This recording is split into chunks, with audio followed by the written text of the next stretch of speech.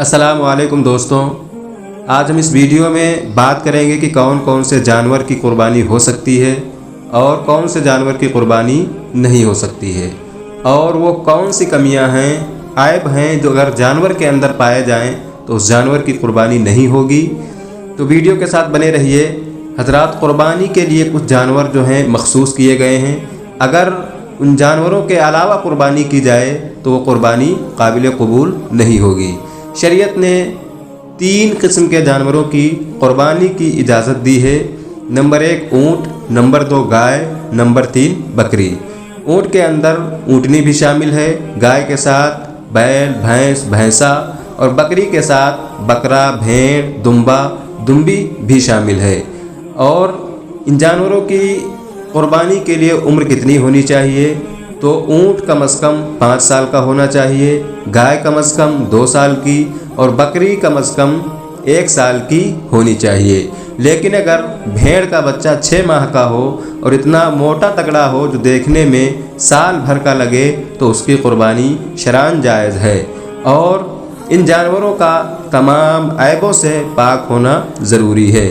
इसको ध्यान से सुनें और याद रखें कि अगर किसी जानवर की नाक कटी हुई है तो उसकी कुर्बानी नहीं होगी। जानवर के अगर दांत टूटे हुए हैं तो उसकी भी कुर्बानी नहीं होगी। लेकिन अगर बहुत खूबसूरत जानवर है और सिर्फ एक ही दांत टूटा है तो उसकी कुर्बानी हो जाएगी, लेकिन खिलाफ़े सुन्नत होगी। और अगर कोई जानवर काना है, अंधा है, तो उस जानवर की भी कुर्बानी जायज़ नहीं है।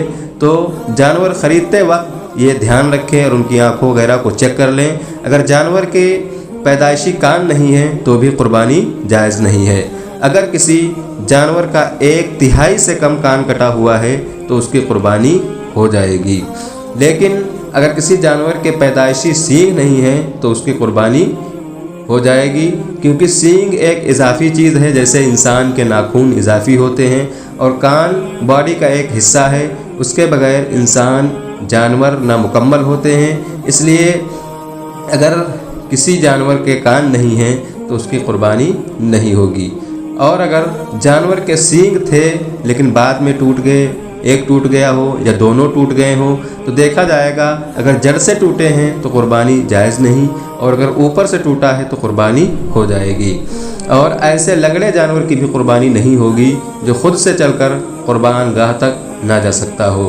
तो जानवरों को इन तमाम ऐबों से पाक होना ज़रूरी है।